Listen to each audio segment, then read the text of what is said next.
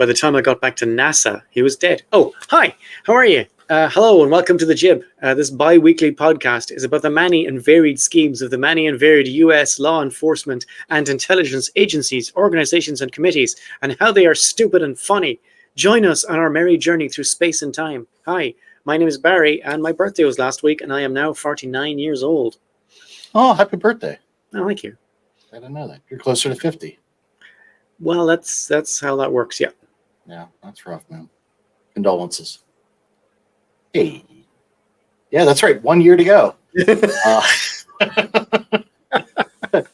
Hi, everybody. I'm Seamus, and I recently found out I'm on the spectrum. No, you didn't. Was that real? Yeah. Remember? Yeah. Yeah, we had that conversation already. Sorry, but my ADHD prevents me from... that's cool. How do you feel about that? I'm okay, I think.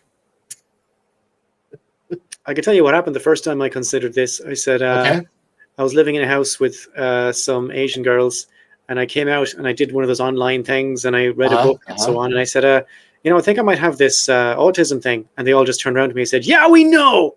Yes, exactly. So that's been the response I've been getting to one. Oh, okay. No, I wouldn't have picked that up from you at all. They're like, yeah. Like nobody is saying, are you sure about this? Not you, Seamus, no. Yeah. No. I wouldn't have picked that up from you at all. Well, thank you. I don't know. Thank you. Oh, just throwing them all under the bus.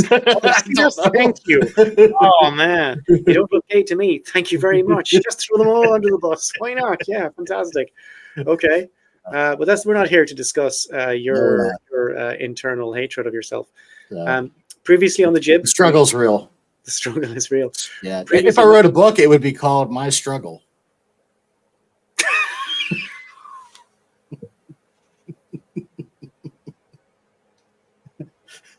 Our German fans are not going to approve of that one. No, they're not going to like that at all. You think that's going to get past the censors? Do you? It's going to make it past YouTube. If we were monetized, we would be demonetized. Exactly. Over. Tim Pool's got nothing on us. Nice struggle. Right. Anyway, the last time on the Jib, we spoke about Haiti as a French slave colony, the slave revolt, and how their independence as the first black republic threatened pretty much everybody with the big guns, and how they were more or less not allowed to thrive, first by the French and later by the United States. In 1824, South Carolina Senator Robert Haynes said, "Our policy with regard to Haiti is plain. We can never acknowledge her independence. The peace and safety of a large portion of our union forbids us to even discuss it." So that was the senatorial position. What portion are they referring to? Well, I'm guessing the southern portion, maybe. Yeah, right. Our union forbids us to. That was 1824, so that was before that really kicked off, I guess. And if you were watching our last episode, you'll see I stopped just before the occupation. So the U.S. under Woodrow Wilson invaded and occupied Haiti in 1915. There is Woodrow Wilson looking thoughtfully out a window. President Woodrow Wilson had pitched himself as, believe it or not, on several things, he pitched himself as black friendly. He did, yeah. And he got what a lying sack of shit. He even got an endorsement from civil rights activist W.E.B. Du Bois, who you might recognize. Holy fuck. Yeah. Seriously. But that guy obviously repudiated him once he realized. I would hope so. But he got an endorsement from that guy because he pitched himself as being black friendly. But once in office, he surrounded himself with racists and segregationists. Wilson, I mean. This same Wilson hosted White House screenings of a movie called Birth of a Nation by D.W. Griffith that you might have heard of.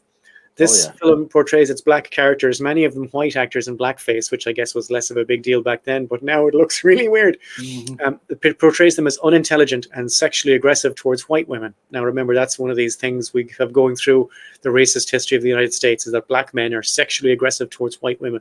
We must protect white women from these exotic foreigners with their massive schlongs, right? The Ku Klux Klan is portrayed in this movie as a heroic force necessary to preserve American values and protect white women again.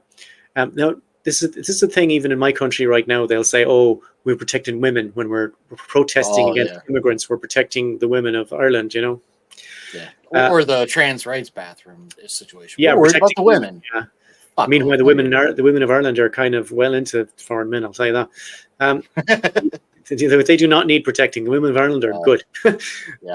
This movie was at least in part inspired by Woodrow Wilson's book, The History of the American People. And one of the title cards in the movie reads, "The white men were roused by a mere instinct of self-preservation until at last there had sprung into existence a great Ku Klux Klan, a veritable empire of the South to protect the Southern country." And that's a quote from this guy's book, as well as being used in the movie. Yeah, he was never a fan of people that are slightly different. If you look back to our episode on the Palmer raids, he has some really great quotes. Yeah, there's a whole bunch of stuff about the Palmer raids, yeah. But that's nothing to do with Haiti, unfortunately. Nope. There is an episode we have called the Palmer Raids, which is interesting. So you should check it out. By 1913, the Post Office Department and the Treasury Department had been successfully segregated, meaning screened off working positions between black people and white people, segregated lavatories and lunchrooms. In 1914, the civil service began demanding photographs with job applications to weed out black applicants. The civil service of the United States. In 19, I mean, I wish this is why when you hear Stalin talking shit about the United States, he never had to say anything that wasn't true. Right. Right. Yeah. Back in a year again now. In 1913, William Jennings Bryan was appointed Secretary of State. He immediately fired experts in Latin America and replaced them with friends of his and political allies. All of the Wilson's administration's information about Haiti, therefore, was now coming from racist segregationists. Businessmen and bankers, and that's it. Money people and racists, and of course some of those would be the same people. Brian it's like today. Yes. Well, I mean, you don't want to be taking political advice from businessmen, right? The businessmen come underneath the civil authority, ideally. Brian had no idea what was going on in Haiti. At one meeting with the manager of the National Bank of the Republic of Haiti, which is a bank he helped create, he expressed surprise that they spoke French. Think of it, he said, black people speaking French. Except he didn't say black people. He said a word that begins with N and rhymes with triggers. Speaking French, he said. This guy who had responsibility for Haiti should have known that the N words were speaking French, right? Wow. Secretary of State during the occupation, Robert Lansing, you may have heard his name before, would say that the occupation was a mission to end the anarchy, savagery, and oppression, and that the African race are devoid of any capacity for political organization. Unlike the whiteys. I mean, come on, man.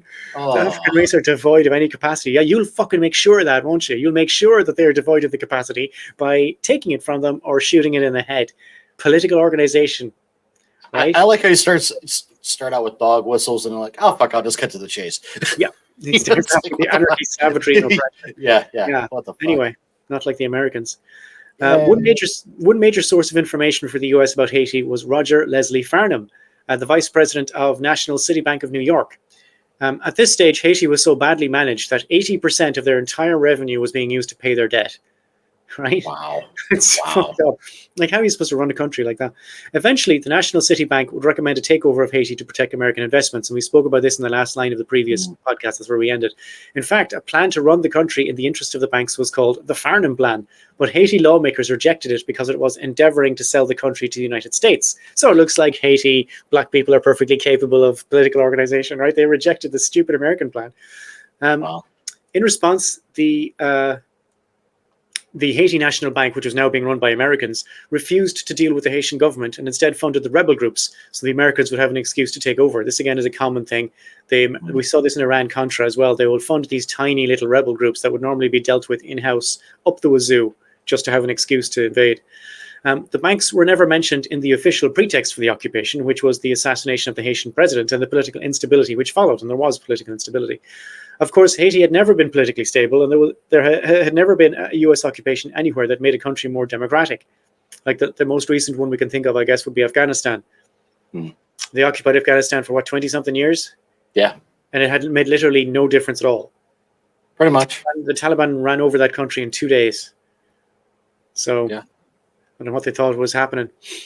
Haitian anthropologist Ralph Trujillo would say of this particular occupation that it improved nothing and complicated almost everything. True story.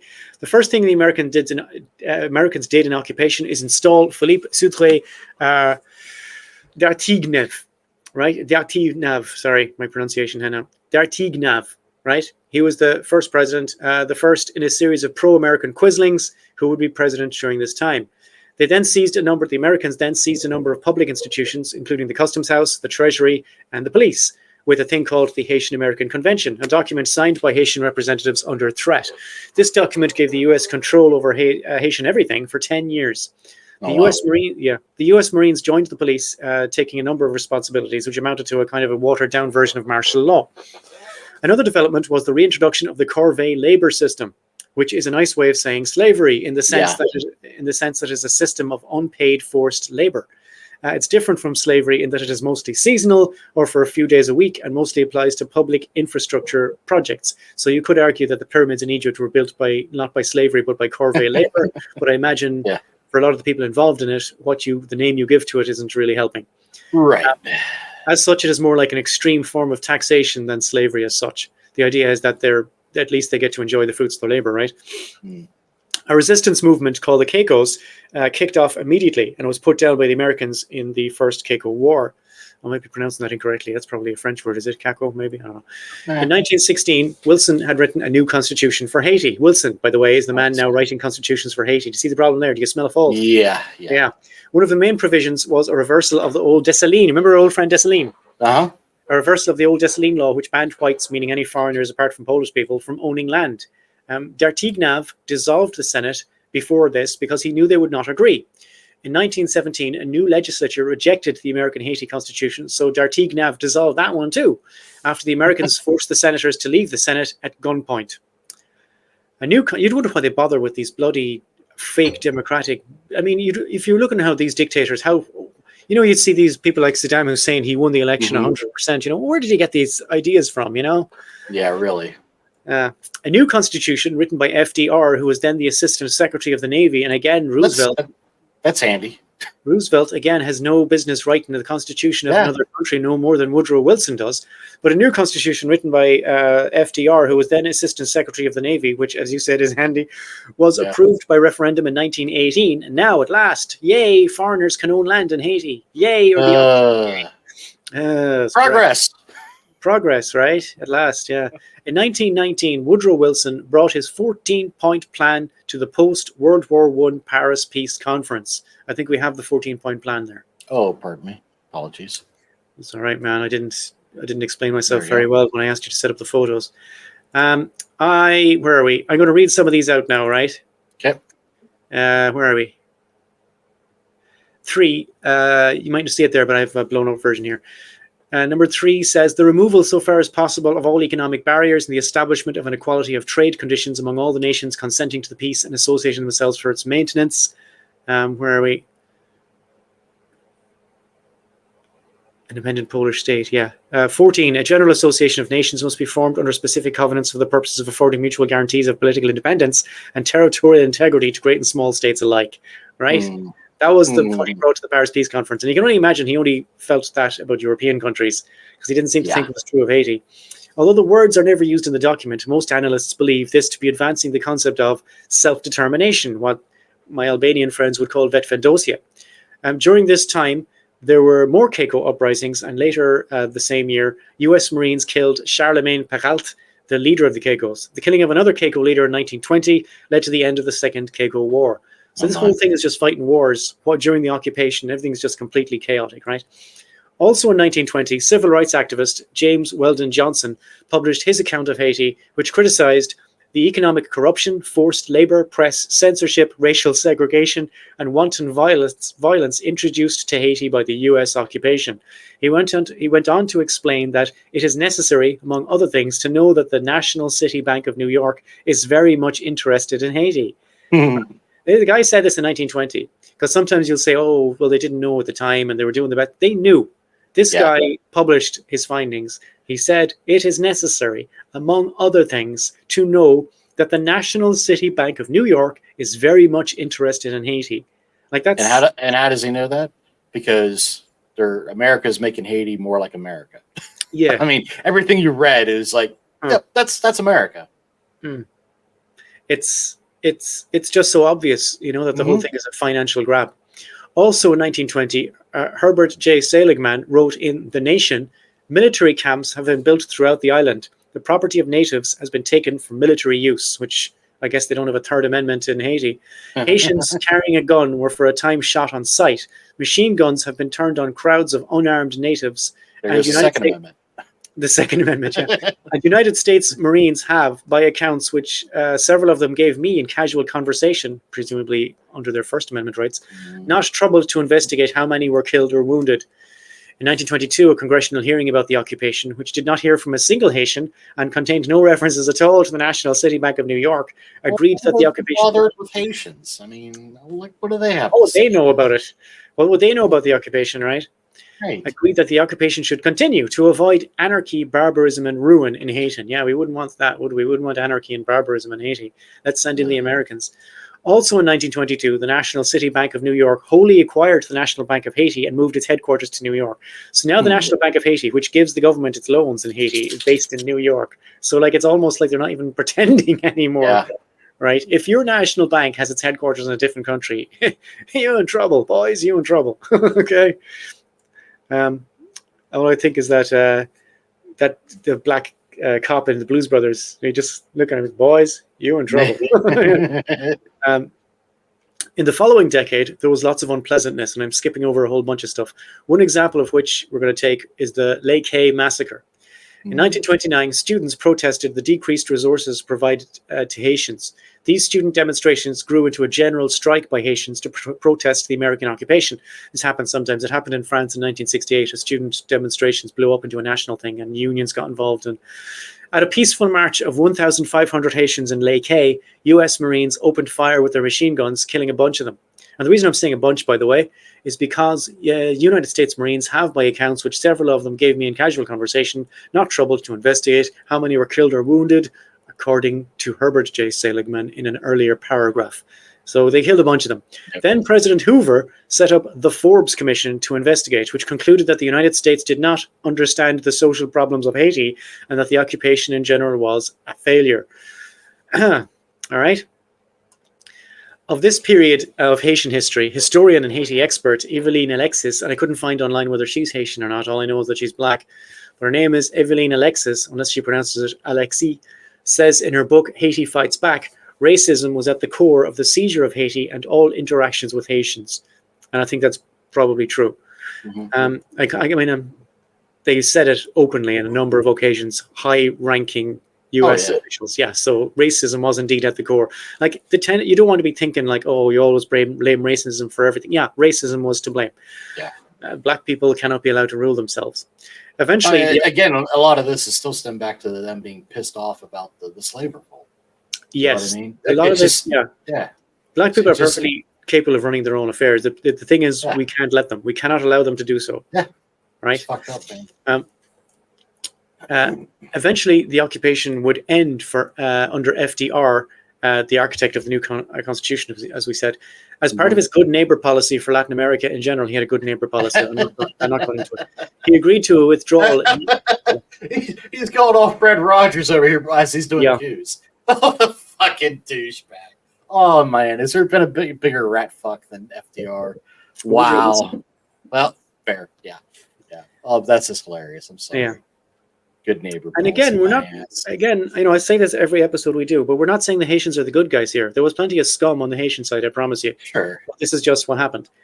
But I mean, they're the ones being occupied, so yeah. They're gonna be a little bit more on their side. Obviously. Yeah. Well, we're going to find out in about 3 paragraphs about some Haitian scum. That's trash, human trash, but at least homegrown trash, which is, I guess, is slightly better than the occupation trash. Yeah. Eventually, the occupation would end under FDR, the architect of the new constitution, as we said before. As part of his good neighbor policy, and I'll wait for the laughter to die down before I continue, he agreed to a withdrawal in 1933. And in 1934, the last of the U.S. Marines left. However, the financial advisors stayed on until 1947, which is the year, if you remember from our previous... Can you hear that? Hear what? That is my cat. Can you hear it? No. My cat might be making a visit soon because I can hear him rolling up. 1947 was the year the Haitians eventually managed to pay off their 1826. Jesus Christ. 1947, and the U.S. financial advisor stayed in place to help them through this difficult time. After two decades of more dictatorships and more coups that I just didn't want to get in because I like you guys, and I think we have a nice little family set up here on the jib, and I like you people, okay? So I'm just going to say 2 decades of more dictatorships and coups. Haiti ended up in control of Francois Duvalier, who we all came to know and love as Papa Doc. And it is at this point, this natural break in the narrative, that I've decided to insert the top 10. And the top 10 is the top 10 shortest presidential terms in American history, according to how long each president served. Not total length, just by term, right? The first guy we have here is Elie Lescaut. Term length, 4 years and 1 month. From 1941 to 1946. Lescaut's presidency ended prematurely due to a military coup. Next one is our old friend Dartignav, Philippe Soudoué Dartignav, 2 years and 1 month. He was elected as a provisional president, as I said, under the US occupation. Dartignav resigned before completing his term, for who knows how many reasons. Next guy is Jean-Jacques Dessalines Michel Cincinnatus Leconte, who is not the same Dessalines as the one we know, because this guy served 1 year and 1 month from 1911 to 1912. He was killed in an explosion. The next one is Jean-Bertrand Aristide, the first term, which was 8 months, and we will definitely be talking about that later. Haiti's first democratically elected president was overthrown in a military coup after 8 months. He was reinstated later, but that's not what we're talking about. The next guy is Louis Eugène Roy, I guess. He had 7 months. He was an interim president appointed during the US occupation in 1930. Next is Jean Villebrun Guillaume Sam, who was in for 5 months. Sam was dragged out of the French embassy and lynched by an angry mob in 19... Oh, fuck. That escalated quickly. He's the guy who, when that happened, the US decided they were going to occupy Haiti. That's what happened. Okay. The next guy is 82 Days from Pierre Théoman Bosquang Canal. He came to power after a coup in 1876, but he was soon forced to resign. The next guy is 64 Days. This is the kind of history of Haiti. And you'll notice that these dates are from way back. The whole history of Haiti is just fucked. And I'm trying to explain why. And the reason I did this is because I heard Donald Trump and his little friend J.D. Vance saying horrible things about Haitians and why is it a shithole? This is why I'm doing this. This is why Haiti is the way it is. 64 Days were Joseph Nemur Pierre-Louis. Pierre-Louis served as a president after the resignation of Paul Magloire. He was replaced by Frank Sylvan. And the shortest term of president in Haiti is Frank Sylvan, who served for 56 days. Sylvan was appointed again as a provisional president after the resignation of Paul Magloire, and he was removed by the army. And that is the end of the top 10. Awesome. And that's just to give you a kind of an idea and of the instability of Haiti is permanent and intentionally so, right? It's being made to be permanent. France did it intentionally. Haiti was kind of getting his shit together when France rolled in with a tanker and said, give us 150 million gold francs. Remember? Yeah. So this is all intentional. But now we're going to talk about Duvalier, who, in his defense, and nobody can take this from him, is Haitian. Oh, there he is. There's Francois Duvalier. Look, he looks all right. He looks like Don Warrington. You don't know who Don Warrington is, do you? An English actor. Oh, okay. I know what you mean. With Duvalier elected president in 1957, we are on more familiar ground. If you're a fan of the podcast, and sweet Jesus, why wouldn't you be? Sure, we're amazing. You will be aware of the almost fungible series of fascist dictators who have run countries all over the world with US approval and support. They follow very similar patterns. For instance, they all seem to have a secret police. The Shah had Savak, if you saw Operation Ajax, our episode. Pinochet, if you saw the episode we did on Chile. Pinochet had Dina. And in response to a failed coup attempt against him in 1958, Duvalier had the Tonton Macoute, which had among its ranks several voodoo priests. This is true. Oh, yeah. The Macoute, therefore, you know about this. Mm-hmm. Yeah. Seamus, last year sometime, you told me some stuff about Duvalier, remember? Mm-hmm. Yeah. The Macoute therefore adopted, encouraged by Duvalier, a sort of otherworldly authority, and Duvalier himself developed a cult of personality around himself. The Macoute used violence and state terrorism to suppress any and all political opposition, which of course meant communists, which of course means anyone involved in a union, anyone involved in worker organization, anyone involved in political organization, right? As long as you're not fascist, you're a communist. That's the people. These Macoute guys would often hang the bodies of their victims from trees as a warning. Family members who tried to retrieve the bodies were also attacked or mysteriously disappeared. All in all, the Macoute murdered around 50,000 Haitians. Jesus Christ. That's so many people to be going around murdering, you know. They also extorted Haitian citizens and embezzled millions of public funds, including Duvalier himself, who also was involved in an embezzling operation, who, in the tradition of these people, meaning fascist dictators, amassed a fortune, right? The phrase amassed a fortune, I think, could be developed for these fascist dictators. Oh, yeah. One of the most infamous Tonton Macut was a guy called Luckner Camron. I don't know whether it's Luckney or Luckner Camron, who was so cruel in a particularly nasty theatre of cruelty, meaning Haiti, that he was called the Vampire of the Caribbean. Now, That's well, a handle. it is, but it's also makes sense because he took blood from Haitians at gunpoint and he sold it through his company Hemo Caribbean. So he was a literal vampire as well as a metaphorical one. Because of, now this is particularly grim. All right, I want you to think about this. Because of the country's high rate of disease and high infant mortality, the blood of Haitians who made it to adulthood was extremely rich in antibodies. Oh, wow. Okay. So it was very valuable. Yeah. That's so sad. It's sad and interesting at the same time. You know what I mean? It's okay. Okay. It's just so fucking sad. Yeah. And this guy was selling it like their blood, their lifeblood. He sold a total of 5 tons of human blood. Whoa. Whoa. Yeah. Whoa. 5 tons? Yeah. Jesus Christ. Yeah. Yeah. Speaking of a guy like blood, Jesus Christ. Okay. The Vampire of the Caribbean. Jesus. Yeah. Like, at one point in 1972, the New York Times reported he was selling 1,600 gallons of plasma per month to the United States. Holy fuck. He also sold dead bodies for experimental work in the United States. When the hospitals ran out of dead bodies, he raided the funeral homes. This Cambron guy, now he's a Tonton Macut. Wow. Yeah. When they ran out, he had random Haitians shot in the streets to sell their bodies. Jeez. I assume he drained them first for an extra 8 gallons, right? Oh, yeah, naturally. However much blood is inside a person. Wouldn't be much. They wouldn't be fucking fat. I mean, when you salvage a car, you got to take the tires off before you. Yeah, extremely rich in antibodies. Did you ever hear a sadder sentence in your life? Wow. In 1962, when it emerged that some Port-au-Prince hotels had been serving human flesh, Cambron was widely named as the likely supplier, which apparently is the most interesting part of that story, not the human flesh bit, just that Cambron was widely named as the supplier. When Duvalier handed the country over to his son, Jean-Claude, Cambron was demoted to head of security and eventually coerced to leave the country. He moved to Miami and died in 2006 in unrepentant exile.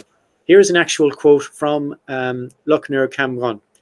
A good Duvalierist is prepared to kill his children and expects his children to kill their parents for him. Okay. Sure. Again, another thing fascist dictators seem to amass is people who will just die for them for no reason at all.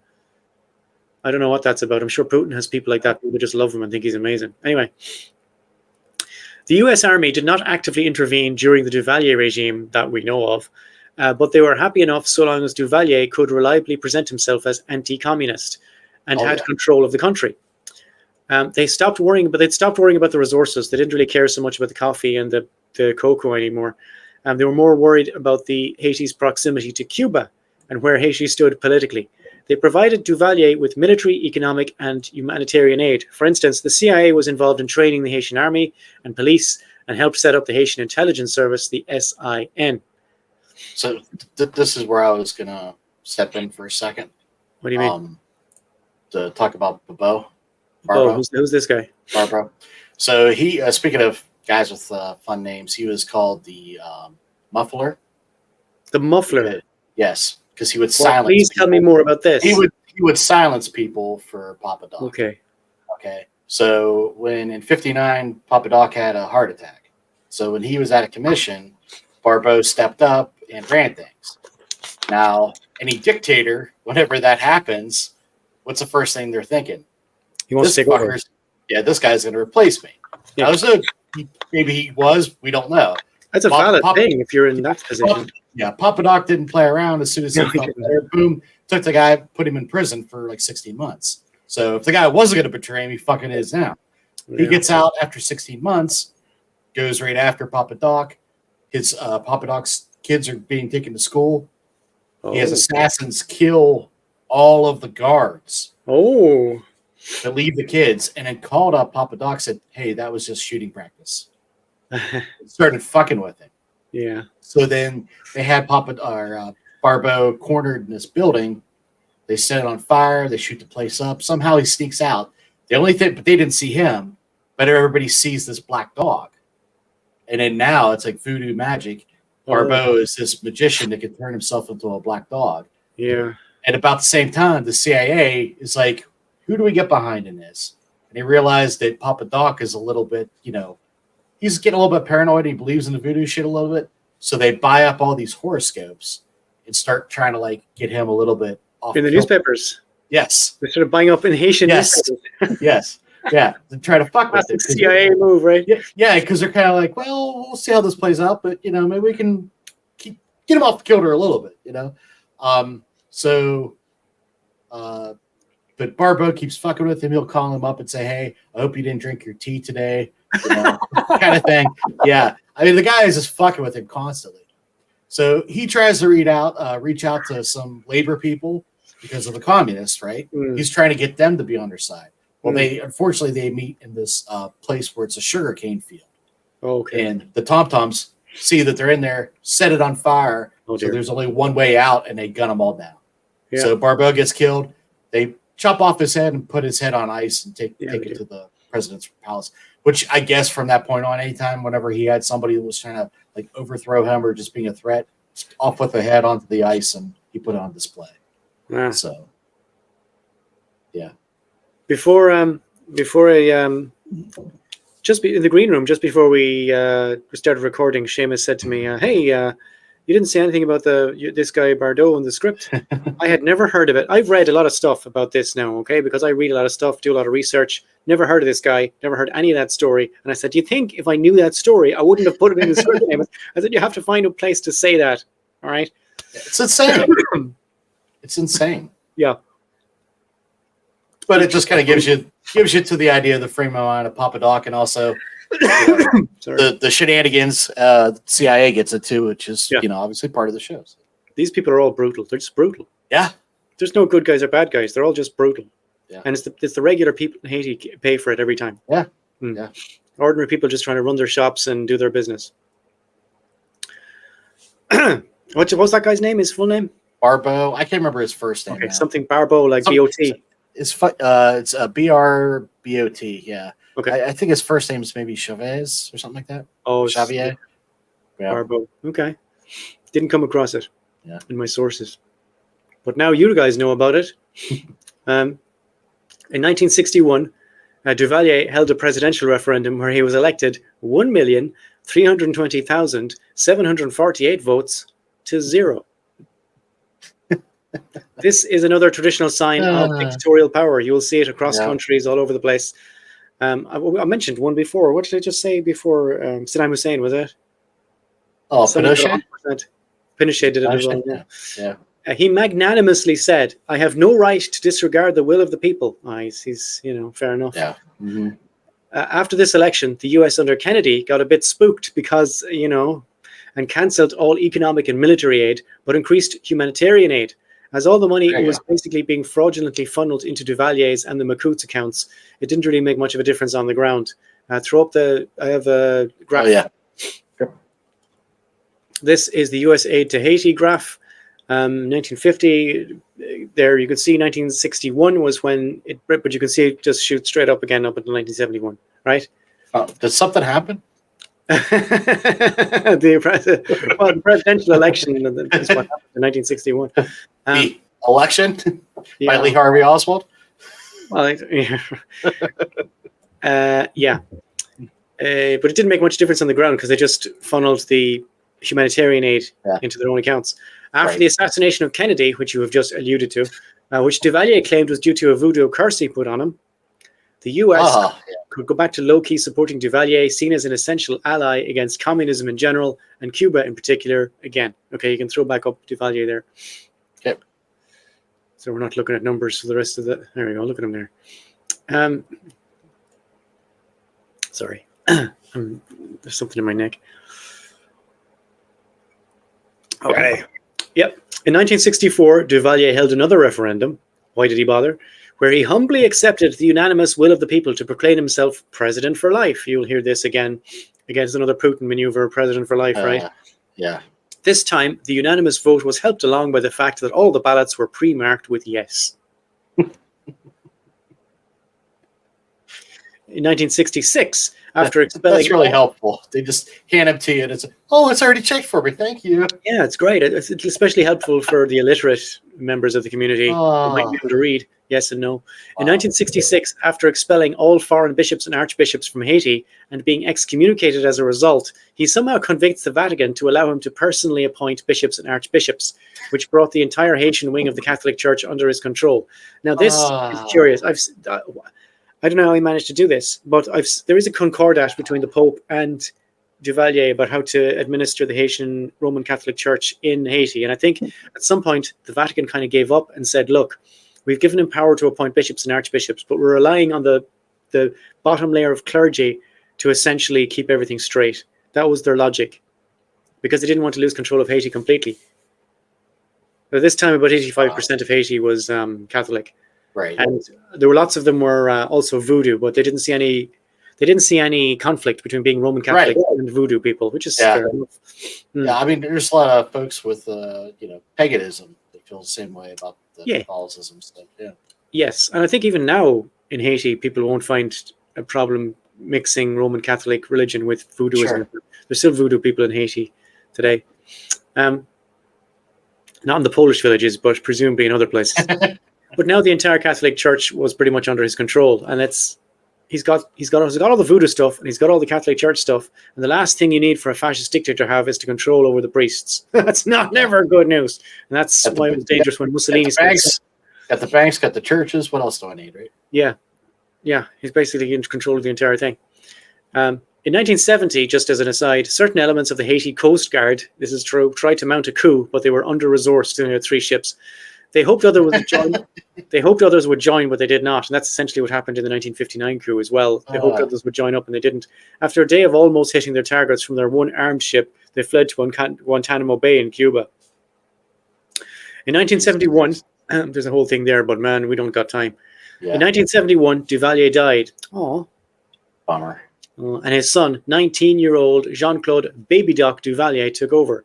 There he is. Look at him. Oh. Look at the chubby cheeks. He's never so missed cute. A meal in his life, has he? He was weaker and less political, so he left the actual running of the country to his mother and Luckner Cambron, who the guy I told you took over security, who chose to continue the Duvalier tradition of screwing Haiti into the ground. Hoping for a more substantive change, the U.S. resumed their aid program to Haiti under Baby Doc. And later, this guy, Baby Doc, would favor his new wife over his mother, who was then, like Cambron, convinced to leave the country. You want that? Yeah, thank you. Sorry, I should have said that to you. That is, he seems to be driving himself there, which is peculiar. That's Baby Doc and his wife, Mrs. Baby Doc, and you can see she's in charge there. Oh, yeah. She's got that Rihanna fucking face on her, like she's in charge. Bitch better have my money, right? Bitch better have my money. There they are driving to this is an actual photograph, by the way, of them driving to the airport to flee the country. That's genuine. By the mid-1980s, due to a combination of incompetent rule, an AIDS crisis they had no understanding of, and a renewed opposition from the Catholic Church, a popular opposition movement grew against Duvalier. The turning point for many Haitians was Jean-Claude's wedding, which cost many millions when most Haitians were not sure where their next meal was coming from. That's never good. A 1985 referendum reconfirming Duvalier as president for life and granting him several ridiculous powers was passed by 99.9% of voters, which of course drove the Haitians crazy. The Reagan administration pressured him to leave and eventually cut off foreign aid, which was his main source of fraudulent income. As riots turned nasty in the streets, Duvalier fled to France, leaving the country in control of a special committee. That's him fleeing the country. Now, of course, he went to France. In 1993, while still in France, Duvalier lost most of his money in his divorce settlement and was subject to numerous efforts to deport him. He was never granted asylum, but he kind of was knocking around France for years. And his wife finally broke the spell of his wife, huh? I don't know. Maybe voodoo's not real. In 2010, a Swiss court agreed to release millions in his Swiss bank account to the government of Haiti on the understanding that they had started criminal proceedings against him. That the Swiss Switzerland has a law on the books saying they will release dictator's funds to a country as long as they can prove they have proceedings against him in a law court. So they started it. He went back to Haiti in 2011 to help, but probably to defend his claim on the millions in his frozen bank account. Almost immediately, he was arrested by Haitian police and charged with corruption, theft, and misappropriation of funds. In 2013, his case finally came up and he pleaded not guilty, but in 2014, he died. So that was the end of that. We will discuss what happened after the exit of the Duvaliers in 1986 on the next episode, because yes, this is a 3-part episode. Wait. Yeah. You know, I have been really, really quiet this whole episode. Yeah. Never mentioned once that it was a part 2.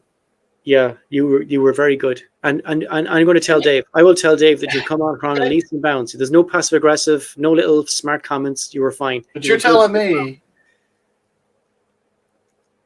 that there's another episode? So you're doing 3. Yeah. That's on me, isn't it? I deserve whatever happens now. You did 3 episodes. Part 3.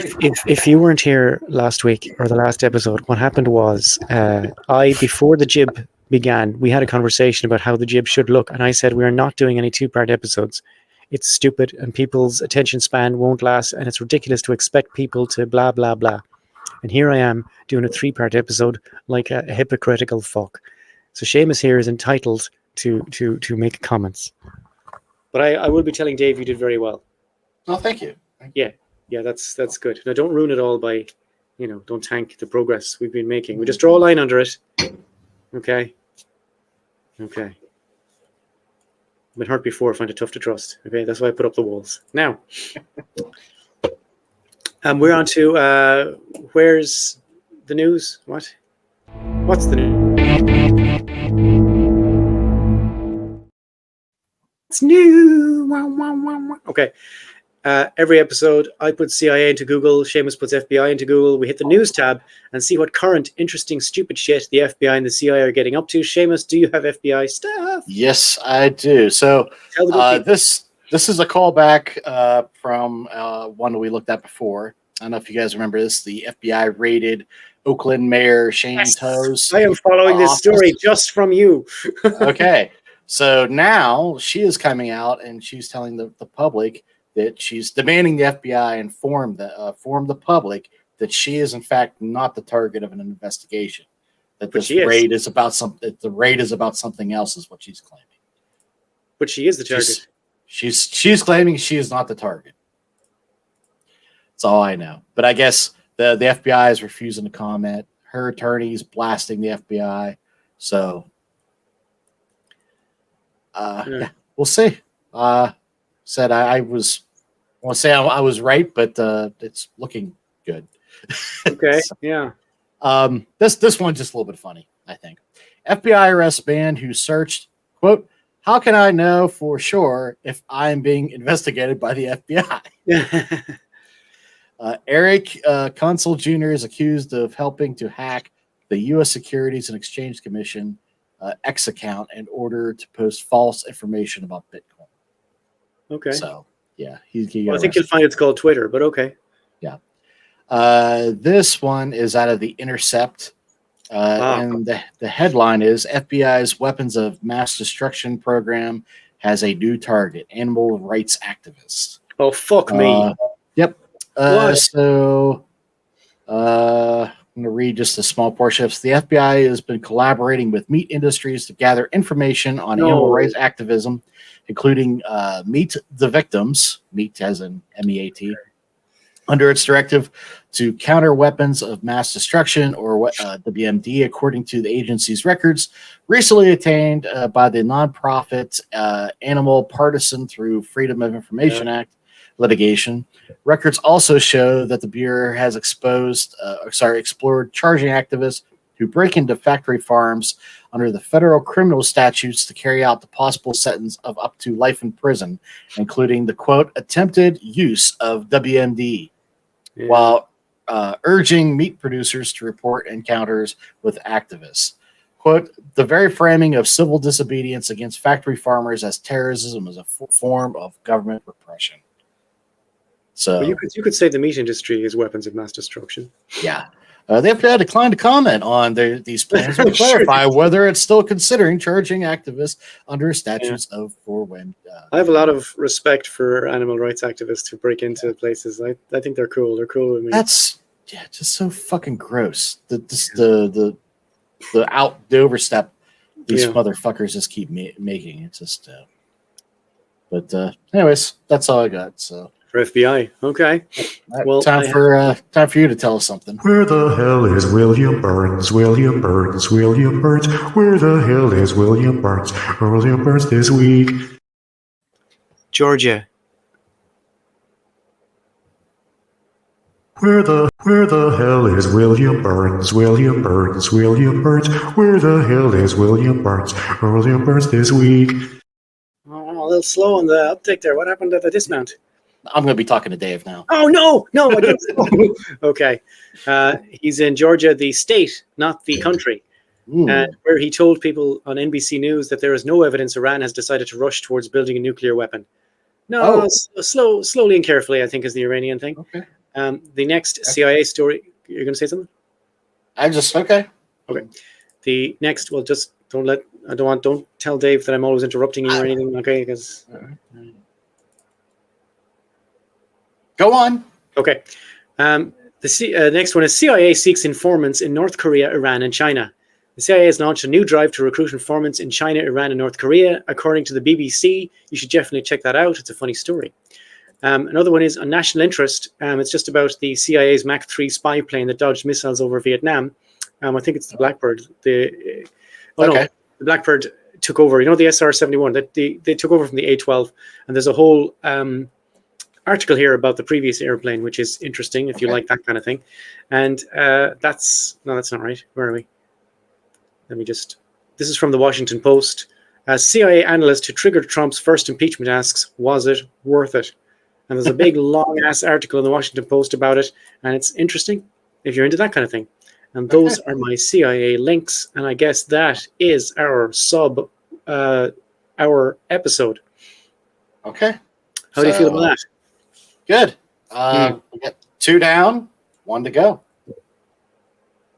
Anything else to say now? No, this was fun. Okay. So, we'll be back in 2 weeks for part 3. Hopefully, yeah. Haven't written it yet, but fingers crossed. So maybe a part 4. I can't tell if you're being sarcastic. No, I don't know. I'm just being inquisitive. Remember what Dave said about honest and open communication. I'm being honest and open. I'm asking a question. I'm just asking questions here. Seamus, I'm fucking trying, okay? I'm trying so fucking hard here. I know. Okay. No, it'll be 3 episodes, and I don't care how much I have to chop off. The third one will be the end one. Because I can't ever go over 3 because of your Freddie Hampton episodes. If I ever go over 3, man, I'll just shoot myself in the face, all right? Yeah. Okay. Until I do a 4-parter, then I will be clear for takeoff, yes. Okay. All right. Okay. All righty, folks. And we will see you anon. And thank you very much for joining us. Bye, everybody.